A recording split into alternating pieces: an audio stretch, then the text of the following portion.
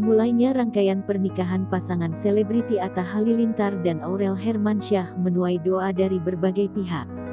Harapan dan pujian tersebut dituliskan di unggahan Aurel yang memamerkan foto preweddingnya dengan Atta.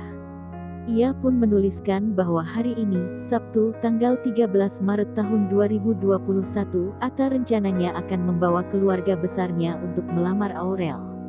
Seolah tak sabar menanti acara tersebut, Aurel mengunggah potretnya dengan Atta. Dalam postingan tersebut, putri sulung keluarga musisi Anang Hermansyah tersebut terlihat menawan. Unggahan tersebut menuai doa dan pujian dari akun-akun bercentang biru dan para penggemarnya.